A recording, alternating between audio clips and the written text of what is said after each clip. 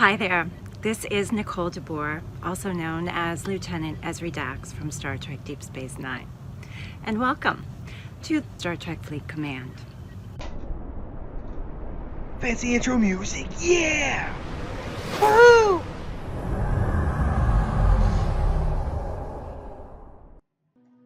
Hey, you filthy nerds! Welcome back to another Star Trek Fleet Command video. Today, taking a look at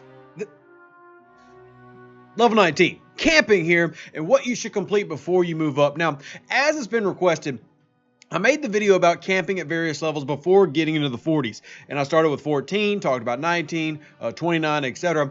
And what a lot of you have asked to do is to make individual videos about those levels to go a little bit more in depth for certain goals I'd recommend you hitting. Now, I just put out a video about level 39, some of the things that I want to hit, especially research-wise, but goals in total of what I want to hit before going up and what DJ wanted to hit before he did. Now, I'm going to talk about level 19.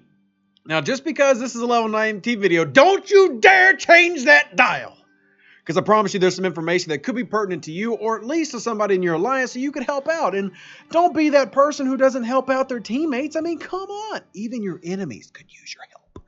Sometimes you got to make your enemies better so that they can actually be a challenge. Because honestly, if you're good, there's no challenge out there right now. It's too easy. So make it harder. Get better opponents. Anyway, let's talk about camping at level 19 and things that you should look to accomplish beforehand. And I'll go ahead and say that when it comes to camping at these low levels, it's actually super easy. And what I mean super easy, I mean you actually would get tempted to go up before you're probably ready in your account. And one of the things that we've talked about before is we want to actually set good practices in motion for your gameplay, because you've got to get used to doing some things like camping at certain levels, because unless you want to swipe that fancy credit card, and if you do, go for it. The only thing that I can afford to swipe are my 14-day free meals from HelloFresh, because I got these in the mail. That's all I can afford to really throw out there. I don't have the credit card power that some other people do. So because of that, I have to schedule my game in different ways and play to certain strengths of mine, which are, being efficient. So let's start with that. I actually want to start with probably the most important for me, and I've not reached high enough to where I'm happy with it yet, but you want to be dual faction grinding. I've talked about this a lot, but I keep getting asked, what are the benefits to doing that? There's actually a lot of them. So we're going to start here. One, dual faction grinding is going to make it a lot easier for you to procure ships in the 20s and 30s. And two, to get your officers where they need to be before moving up. Because the worst thing that you can do is be level 28, 29 and have like a tier 1 Spock. Completely useless.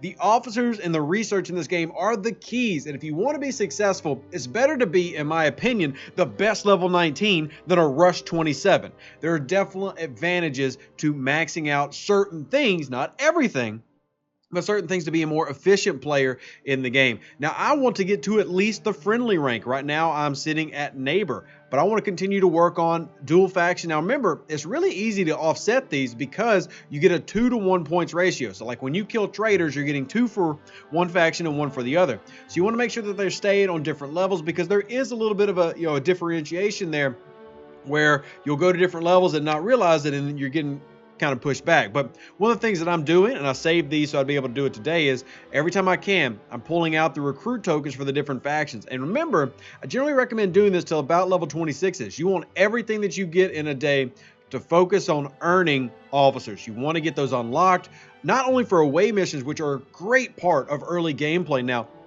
but also that you can actually get better ship loadouts and better crew loadouts so that you can actually do things like today's daily, which honestly, if I didn't have this tourist at like tier 6.5, this would be very annoying, because look at the amount of points I had to get. 11.2 thousand. If I did not have my ships updated for one, this would be near impossible, nigh impossible, one might say. So let's move on to the next point, ships. Now, you can do 1 or 2, it's up to you. I've got 2 tier 6.5-ish ships. Now, the Tala was a little bit of the harder one for me because I required ore for so many different things that I was currently doing. And I actually still need ore. I could max out the Tala. However, you'll notice if I want to press that button to level 20, one thing that you're going to run into is level 19 is the first version of a wall that you really hit in the game, where you need 300 uncommon of each type to go through certain buildings to progress to level 20. The ops takes the uncommon. You've also got crystal in your shipyard, and then you've also got gas in So the research facility gas, yeah, right. Also reset this node. And I'm also, we'll talk about this in a second, I'm mining 3-star materials at the moment to save up for, well, the inevitable jump. I want to be ready to start hitting that refinery button in loads early on. So ships wise, yes, you can max them and it's great. You can get up to, 30 plus thousand strength, which is pretty nice for a little Tala. Do remember that your 2-star ships really aren't that good in the 20s. The Jellyfish can be, but that's a pay ship. We're not necessarily hitting as much on pay ships. If you do get the Jellyfish, make sure you get it maxed by level 20. And if you get the North Star, you can max it at 19. Missions through like the augment mission chain will help you get some of the materials, but at least get it to tier 5, tier 6. Level it up as high as you can.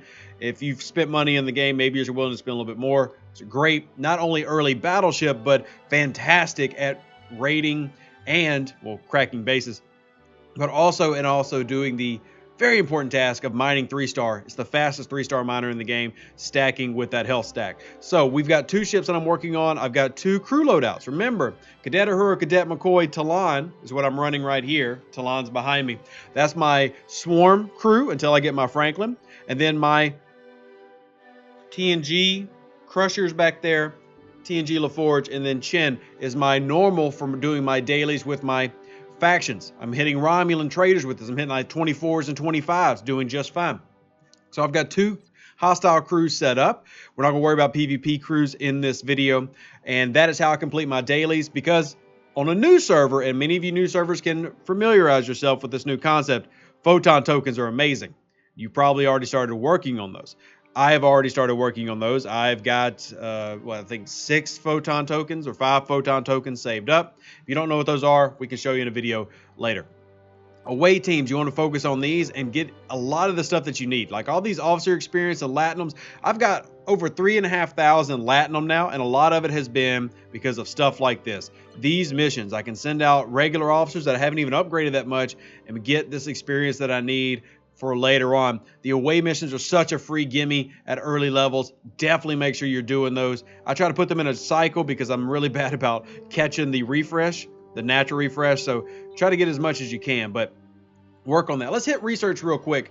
Hit the research button because there's a lot of research that you can get done. And this is one of the few times where you can really argue researching everything. Because as I said, buildings and research are actually the fastest things that you can do here because everything else kind of needs patience. For example, I don't have the Franklin yet. I really need to work on getting the Franklin. I think I've got like 18 shards. Cosmic cleanup on Saturdays is helping me do that. All these things that you need to work on, getting the Botany Bay, all things that you can do before level 20 that'll make your play easier in the 20s. So let's look at my combat tree. Basically all maxed out for what I can do at the moment. You see I'm working on this pinport targeting. Then I've got my away teams maxed out for as far as I can go here, except for the shuttle frame, which I don't need the frame right now, so no big deal. As far as I can go. And then the station tree is up to you. You do want to get all this construction, assembly line, repair diagnostics. Those are all really good. And you want to upgrade anything that's a prerequisite. So like I'm not really bothering with these defense hull platforms until I get to something that actually needs that to upgrade. But like building efficiency, level 21 is where I need to get to. Research 20. So I've made it to basically the end of where I'm going, where I got to get to the next level. Max that out. And then just to remind you, in the outlaw tree, you can start working on outlaw mechanics, which is a repair cost reduction for all ships. That comes in handy. That's actually pretty darn useful. Let's talk about stockpiling stuff. So I talk about you wanting to do faction grinding. Another thing that I'm doing in that is I'm mining. So I'm going into my materials here.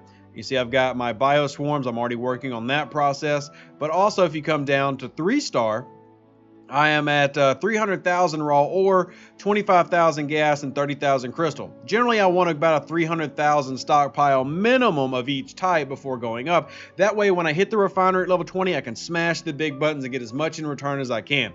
Some people might say that's inefficient, that you might want to save it, but I think that you're going to find that 3-star is something that you want to jump in really quickly and get as much as you can, and having a stockpile makes that easier. And the bigger the stockpile, the better off that you're going to be, instead of having to wait for certain things to come through and different processes and different research. It's just all really annoying. Also, I upgrade every building to max. Now, this is in general for everybody. The only ones that count for like your vaults and your generators are A, B, and then the top row. So any of these don't need to be maxed. I do it early on out of just a I don't say abundance of caution because that's the wrong way to word it, but I'll upgrade these simply so that I can have that daily completed. I'll have an easy daily where I do power creep, where I'm upgrading stuff on my station so that I can always be getting speed ups, because speed ups are something that you want a lot of. So be focusing in on that. Now, I mentioned Photon Tokens. I want to say something real quick. If your server does not have them, what you want to be doing, wrong one, is saving up your loyalty chest. If you do not have Photon Tokens, save these. You want to save these until level 23, because at level 23, the Devore appears right here. So that way, if you've been playing for 3 months before that, you don't waste all those tokens. You get them done so that you can then turn them all in for a Devore, because you want to unlock that in the 20s. So long-term preparation results in a better game for you and a more fun game than feeling like you're missing out because you don't have the stuff that you need to do that.